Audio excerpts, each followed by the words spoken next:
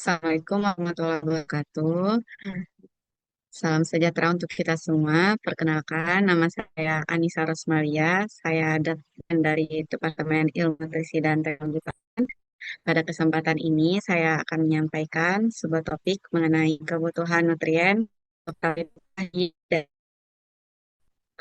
Pertama-tama, dalam memahami kebutuhan nutrien sendiri untuk sapi perah, diperlukan suatu standar kebutuhan nutrien. Nah, di Indonesia sendiri, kita di negara kita masih mengacu pada standar kebutuhan nutrien asal Amerika.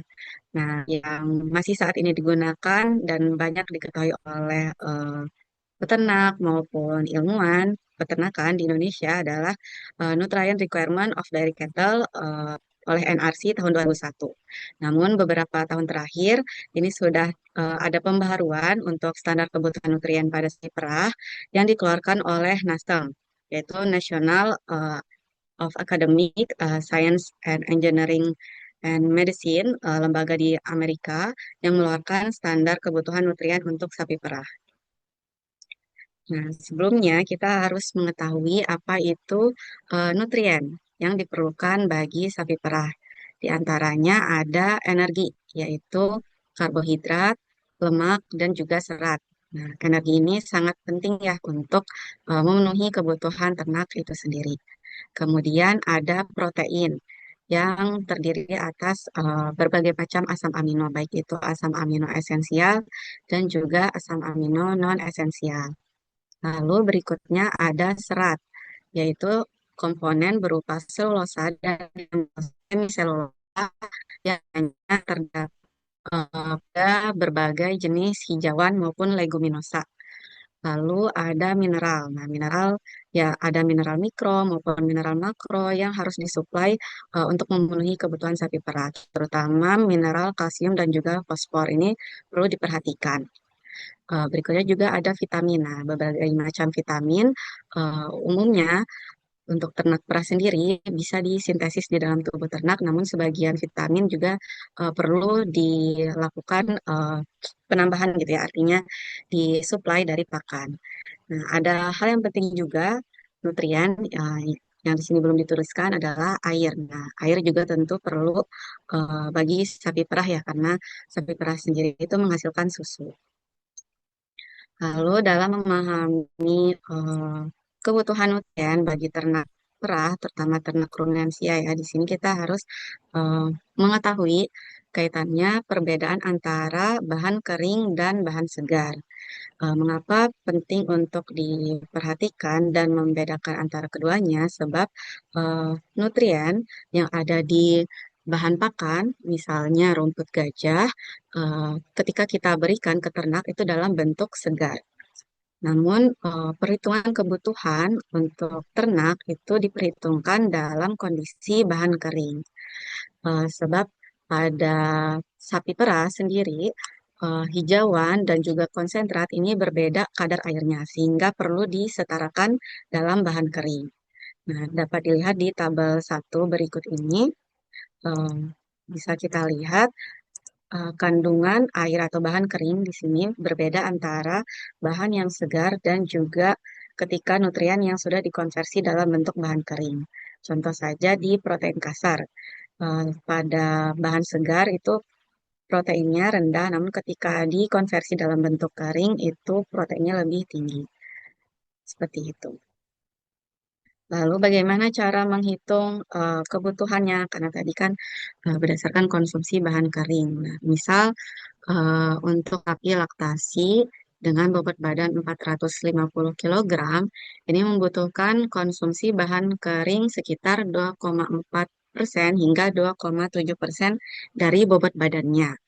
Sehingga kita harus mensuplai konsumsi bahan kering ini sekitar 2,7% dari bobot badan. Ini dikalikan dengan 450 kilo jika kita mempunyai sapi dengan bobot badan sekian. Sehingga yang harus kita suplai adalah 12,15 kilogram bahan kering. Nah, berapa hijauan rumput gajah yang harus diberikan? Bukan 12,15 kilo, tapi harus kita konversi dalam bentuk segar karena hasil perhitungan ini adalah dalam bentuk bahan kering.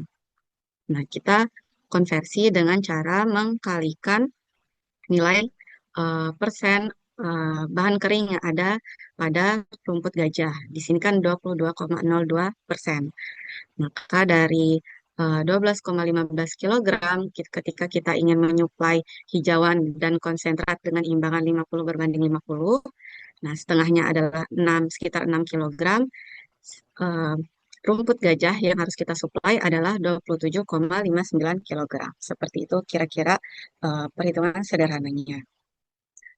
Kemudian dalam menyuplai energi sendiri, biasanya kita ada satuan berbagai macam satuan energi ya. Nah, salah satunya yang digunakan adalah TDN atau Total Digestible Nutrient yang diestimasi berdasarkan nilai kecernaan protein kasar, nilai kecernaan lemak kasar, nilai kecernaan serat kasar, dan nilai kecernaan bahan ekstrak tanpa nitrogen. Sehingga bisa mengestimasi berapa total nutrien yang bisa dicerna oleh tubuh ternak. Nah, tabel berikut ini menampilkan berbagai macam rumus ya, rumus matematis yang bisa digunakan untuk mengestimasi nilai TDN dari suatu bahan pakan. Contoh, apabila kita memiliki bahan pakan yang memiliki serat kasar kurang dari 18% dan protein kurang dari 20%, ini memiliki rumus TDN yang berbeda dengan bahan pakan yang seratnya tinggi dan juga proteinnya rendah, seperti itu. Jadi ada kelas-kelas untuk memperhitungkan nilai TDN. Lalu satuan energi juga yang perlu kita perhatikan adalah net energi yang disuplai dari pakan. Nah, pada dasarnya di dalam tubuh ternak ketika ternak tersebut mengonsumsi suatu pakan, maka energi dari pakan itu tidak sepenuhnya bisa dimanfaatkan oleh ternak. Namun, sebagian energi akan terbuang melalui feses, lalu urin, kemudian juga keluar melalui gas metan pada proses fermentasi di dalam rumen, dan juga energi yang keluar melalui panas tubuh. Nah, sehingga energi yang bisa dimanfaatkan berupa net energi yang nantinya dimanfaatkan untuk kebutuhan hidup pokok serta untuk produksi. Dalam hal ini produksi susu. Nah, kalau kita lihat pada gambar berikut, eh, hanya sekitar 40 hingga 60% net energi yang bisa dimanfaatkan oleh ternak yang berasal dari pakan. Nah, ini